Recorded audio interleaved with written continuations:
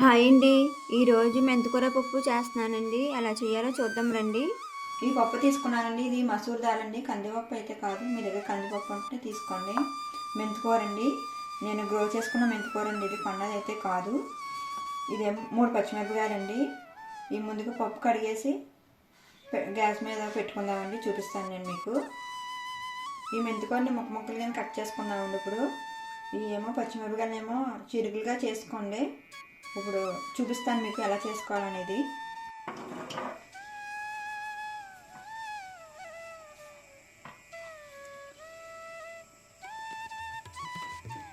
పప్పు కడిగి పెట్టేసుకున్నానండి.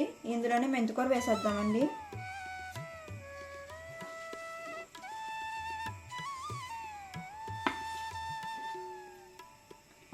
ఇప్పుడు ఇందులోనే పచ్చిమిరపకాయలు కూడా వేసేసుకుందామండి. ఈ టైంలోనే పసుపు, ఉప్పు కూడా వేసేసుకుందామండి. కొద్దిగా పసుపు అండి. ఉప్పు సరిపడినంత ఉప్పు వేసుకోండి. మీకు తినగలిగినంత ఉప్పు అండి. ఉడికిన తర్వాత చూపిస్తానండి మళ్ళీని. పప్పు ఉడికిపోయిందండి. ఇప్పుడు పోపు వేసుకుందాము.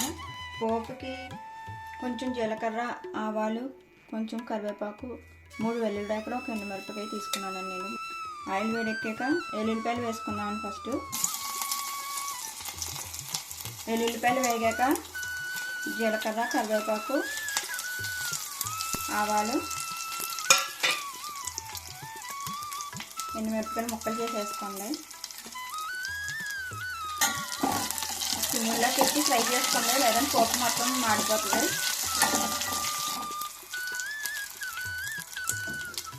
పోపు ఎగిపోయిందండి. ఇప్పుడు పప్పులోకి వేసేసుకుందాం పోపుని.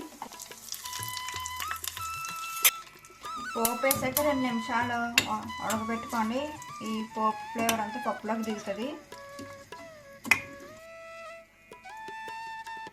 2 నిమిషాలు ఉడకబెట్టుకుంటే సరిపోతుందండి. అయిపోయిందండి, పప్పు రెడీ అయిపోయింది. ఈ వీడియో కానీ మీకు నచ్చినట్టయితే ప్లీజ్ లైక్, షేర్, సబ్స్క్రైబ్ చేసుకోండి.